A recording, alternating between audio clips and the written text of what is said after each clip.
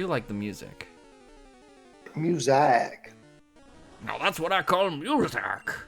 I've gone to a mall and killed a bunch of zombies, and then this old guy calls you up on the transceiver, and he's like, "Hey, you gotta go save that guy." But I'm like, "I'll just kill him."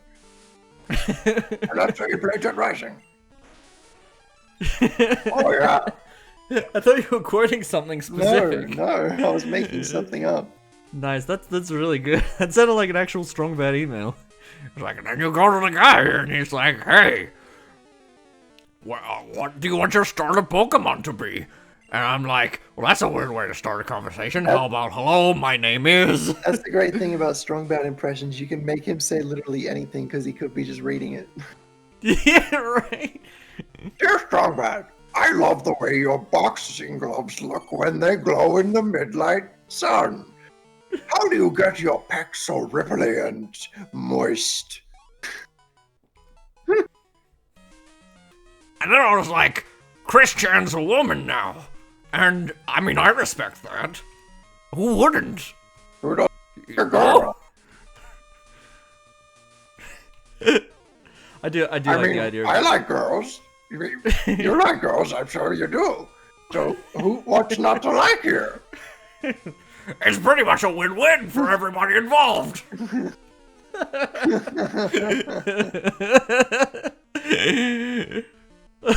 Hey, he stuck his tongue out at us. Hey, how dare you, Ralts? Life has many doors, Ed boy. It's not the quote, it's actually many doors, yes? Oh, is it? I don't remember them that well. Yeah, nobody does. What are some like often misquoted like movie lines? Do you feel lucky, punk? Does he not actually say that? No, he says, you gotta ask yourself, do I feel lucky? Oh, I see. Do I feel remember lucky, punk? one of the things that's so commonly misquoted is like in Star Wars where he goes, "Hey yo, I'm daddy." Like that's not how it goes. He doesn't say that. Who doesn't? Right? Darth Vader. He Darth- doesn't go, "Hey yo, I'm daddy." What's that from? I'm just making shit up. It's so hard for me to catch on. Sometimes I just think it's something obscure that I've just never, and I assume it's real because I've seen Stranger Things, but I have not seen yeah, Stranger I remember Things. Stranger Things. Yeah. Watch out, it's I love it. century. One of the things that I love when we're doing a let's play, me and you, is when like we're making one of us is making a joke and the other one's like, "What's that a reference to?" It's like, nothing. I'm trying to make you laugh.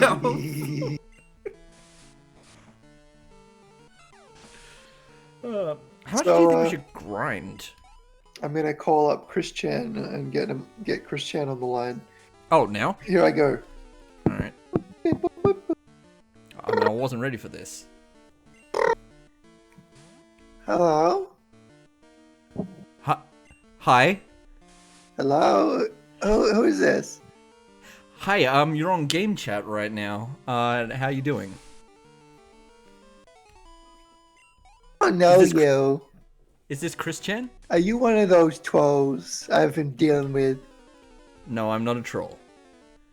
What do you want? Are you looking to hook up with me? No, I'm not looking to hook up with you. We have a gaming show that we're actually shooting right now. We were wondering if you wanted to like co-commentate. Me and Freako here. We are YouTubers. Chris? Hello, Chris? Are you there?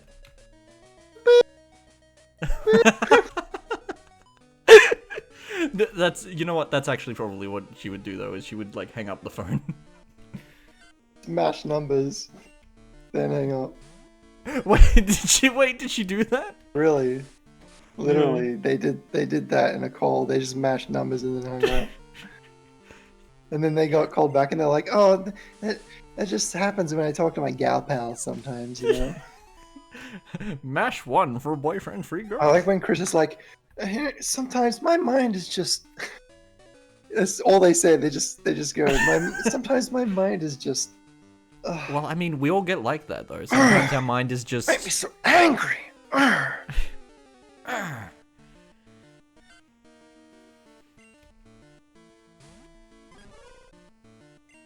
What would you include on a Chris Chan iceberg? Christian Iceberg? Do you know what an iceberg video is? No. Oh, okay. Well, there's this concept called an iceberg video. I'm surely you've seen them in like your I've seen recommended one. feed or anything like. Essentially, it's like it's a bunch of like topic starters on like a specific subject, and the tip of the iceberg is something that the average person would know. Like the average person you talk about, or like someone that has like a cursory understanding or a basic understanding of like the subject would know. And then like you go a layer down, and like the second part of the iceberg is stuff that the average person probably wouldn't know, like something a little bit more obscure information. And then like the next layer down is like behind the scenes stuff that like, you know, you have to dig a little bit deeper to find out. Like this is really nerdy stuff like expanded universe lore or whatever.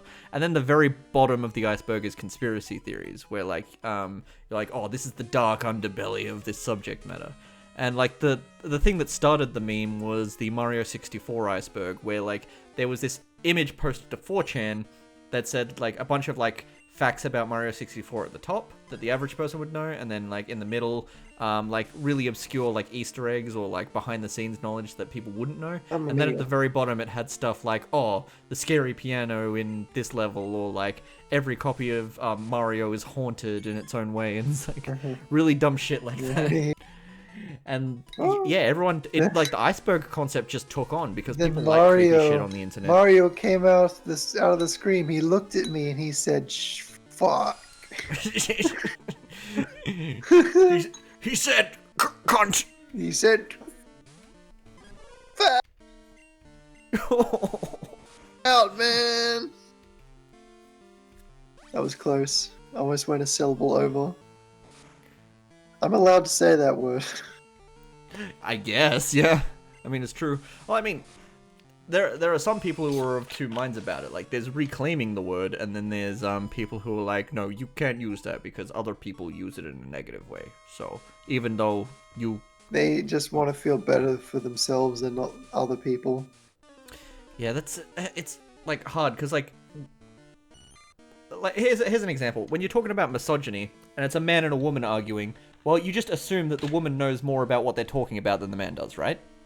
But if it's two women arguing about the subject, well, then it's a little bit harder to be like, well, who's the sole arbiter of morality here? Well, no, I know you wouldn't have that specific bias, but I'm just saying that when it comes to, like, wife typically at considered... Bunga Bunga, kill wife.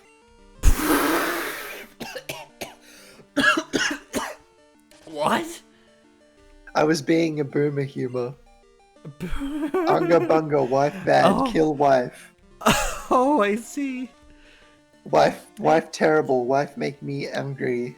Yeah, that's the thing I don't understand. It's like, what when guys are just like, even albeit jokingly, like the day before getting married, it's like, oh, last day of freedom before you take on the ball and chain. It's like, why are you marrying them if you clearly don't? It's just like... funny that people get married and they just don't even. I don't know. They just don't even. Yeah.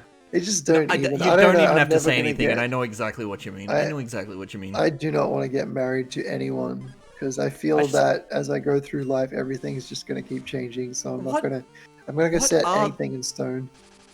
What are like the benefits of getting married, like in the first place? Is that it? I guess. I don't know, but that's all I hear. It's like, oh, tax benefits. And it's like, shared bank account. It's like, well, no, I wouldn't want to share a bank account with fucking anyone. God, no. Yeah.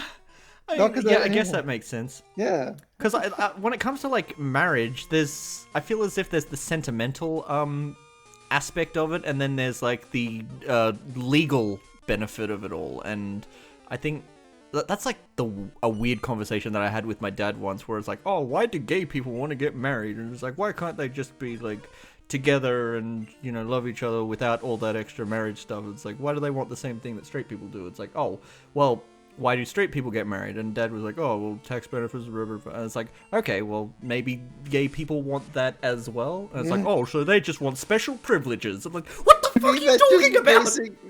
This is basic rights for every person. Why is equality considered like? They want special treatment because it's they just want special treatment. They want, like, oh my god. Yeah, no, I can't decipher that. It's like a like we growing up, we had my mother would like breed dogs and sell the puppies, and sometimes there'd be like a runt, and then like they would ignore that dog. It's like that. Caterpie. I hope it doesn't. Not on my. It better not pee. It better not pee. Oh, that sounds pretty nice. Wait, what? I quite like a golden shower. What do you mean to cheat? What do you mean by means? What? Wait, were we recording the whole time? Oh my god! I didn't know that at all, T. Get out of here! I'll kick you. I'll kick you. So the theme of this has been Chris Chan, AVGN, Homestar Runner. Have we talked about the AVGN? I made a reference to him. The professor's brother. The professor's brother. But I was thinking like, if we want to get like really into like deep AVGN lore, I love like James Rolfe, and I hope I'm happy if he keeps doing AVGNs. But if one day he decides he needs to stop, then it's just like what a well-lived career of that character. It's kind of like it feels like this weird episode of Black Mirror almost, where like when it comes to internet celebrities, they get famous doing the one thing, and then they want to step out and do other things, but the second that they try to like spread their wings and like move on with their life, the internet's just like, well, we're not interested in this. This isn't what we subscribed for, and they all just leave. You know, like I'm sure that's not true for everyone, but it's like, you know, no one really let the nostalgia critic try different things. No, they didn't. Yeah, and then he just made demo reel just part of the reviews, and it's just like, why didn't you do that in the first place? You fucking. Well, I guess that's kind of like, I don't know. I'm fairly similar myself, where when it comes to like my main channel stuff, in the past, my content has been too varied for, I think, general audiences to get an idea of like what it is I do on my channel, you know? So I think people like come and they go, like nice. Random, but like nice. Fuck off. But I've sort of like had this idea in my head recently where like in my current iteration of the MegaMitch show, I want to have like a cartoon avatar character. But I don't think I should deny myself like live action skits or like sketches or anything if like it feels like it would fit into the review, even though it might not be consistent. Like that's the thing that I've worried about is like if I don't have a consistent style, then people are gonna like just leave. But like there is several types of content that I've loved doing in the past. I've loved doing live action skits. I've loved doing like short animated skits, and I've loved doing video essay and reviews. And I thought the OnlyFans as well. And the OnlyFans, yeah. And it was like half a year ago, or like a couple of years ago, where I just suddenly realized, like, well, wait a minute. Why don't I just combine these things together into one show? Yeah. You know? Like a Categories thing. Yeah. I remember when he added Puppycurse, and I'm like, dude, what the fuck are you doing? Why? No, we don't need another show. The first little Puppycurse, it was funny. It was nice. It was very haha. But I don't think you need to make this a thing. But yeah, the point that I'm generally getting at is that like I feel like you shouldn't isolate yourself in a box, but too much variety kills YouTube channels. And that concept has like sort of stuck out in my brain as something that's like kind of like frightening as a creator, because it's like my channel, luckily its theme is just video game. I just put any video game thing on there and it's just like whatever. I'm hoping that I can make my main channel like video essays on topics that I personally find interesting, and like if I keep the same style of narration and I don't touch on any controversial topics unless it's absolutely necessary, I might be able to like garner a nice niche audience out of that. Niche. And like, nice. even if it doesn't like catch on and become like the next big thing, at the very least I'll have fun talking about something that actually interests me, you know? Yeah. Rather than just trying to appeal to, because that's the other thing is like people are so like headstrong about like getting famous that they'll try to cater to like whatever the current trends are, and that I fucking don't last. Like I don't think I ever wanted to be like, yeah, I want to be like known by everyone. Like at some point I did, then I'm like, wait, no.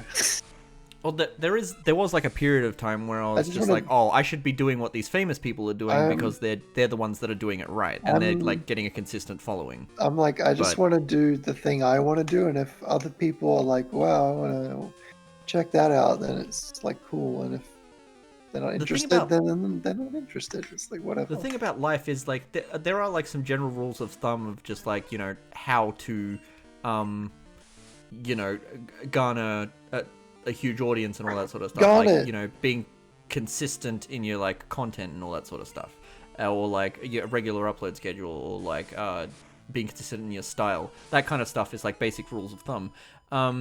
But I feel like if you try to chase someone else's style or someone else's trends, or you know, or just copy what's popular, you're like, you're not going to do this. What the fuck am I supposed to do now? Well, there's that, but also like if you just copy what's popular, you yourself are not going to be happy with your content. Yeah, there's stories I've heard about that. With my content, I'm trying to like create realistic goals for myself, because there's sometimes where I plan too much in advance, and I'm just like, wow, I can't do this. There's no feasible way to like make all of this stuff in under a week or under a month or all that kind of stuff. I just want to spend months working on a little project and then posting a release video and then work on another long game. Well, at the start of this year, my plan was to do weekly video essays, and I thought I could do that. And like I wrote the script in like under a day, and then I recorded the script in under a day, and then like the editing for it like stretched out across like 2 weeks, and I was like, oh no. I can't do weekly video essays. It's not feasible. But at least I've learned my lesson, and I've dropped the lip syncing from my cartoon character, because that took way too long. Yes, it would. I just realized that lip syncing probably like killed any like, yeah, it just takes too long. Yeah, like, I imagine. You need to. I've done it. I want to be able to stand out as a creator, but at the same time, I also need to learn to be more conscious of time-sensitive, I guess, like deadlines and whatnot. Like, I've got to give myself realistic deadlines. When I started my dream stuff, I had like grandiose visions of what I could create, and then I start hitting limitations, and now I'm like pulling back my scope of what I want each little game to be, and now it's like a little comfortable area of what size it should be. There's also that like idea that like if you talk about what you're going to do rather than actually just doing it, your brain sort of gets the same satisfaction as doing it, so you end up not doing it. Yeah. Like I've heard a lot of stuff like that. I'm gonna shit and fart at the same time. Oh no, don't do that. You might die. I'm gonna burp and fart together. Here we go. And come. And burp. And come.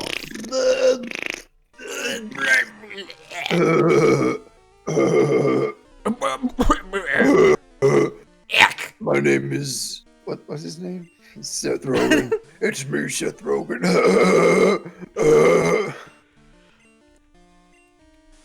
We have a lot of guests on this show, I gotta say. Do. Hang on. I'm thinking I'll get Larvitar up to like level 11. Oh wait, I should be catching some of these Pokemon. Ring, ring, ring. Phone call, phone call. Oh no, Ring, ring, who ring. is it this phone time? Call, phone call. That annoys me that they never use that sound clip again. It's ringing. You would pick it up. You better pick it up. I'm not gonna pick it up. It could be a scam caller. Ring, ring, ring. Phone call, phone call. Oh, well, wait a second. Cool Cat did teach me. The only way to know who's calling is to pick it up and see who it is. So, I'm gonna pick it up. Ring, Click. ring. Click. Hello? It's me, the real Seth Rogen. Seth Rogen, I told you to stop calling me. Why? You keep calling me during dinner time. It's very annoying. It's always dinner time. You know what I'm saying? Listen, I know you're trying to promote your new movie, Bongs and Shit, on my show, but it's just not going to happen. You need to pay me for that kind of stuff. How much? What do you think is a reasonable fee? I mean, if we're going to be talking shop here on the show. $4.20. How about $420? Hello? $42. Man, you're terrible, but you make some pretty decent comedy.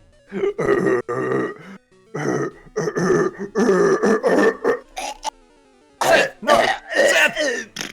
Oh my gosh! Seth? Wow, holy shit, he died. Just now? It's amazing that I keep disappearing whenever you get these phone calls. It is the strangest thing. I keep thinking that you're gonna chime in. Like, where were you? I was chiming in saying, has anyone heard about closing the goddamn door? No. Yeah, I was just chiming in to a wedding, a beautiful wedding. What a what a shame the poor groom's bride is a whore. Yeah, true. True. Very true. But she's making a lot of money on OnlyFans, so like, Yeah. who can judge? Who can judge? Men that are like upset that just because a girl has like a pornography related thing of themselves and they look down on them for that's just ridiculous. Yeah, true.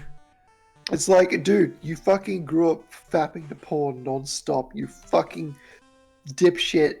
What's the contradictory dipshit? Fuck you.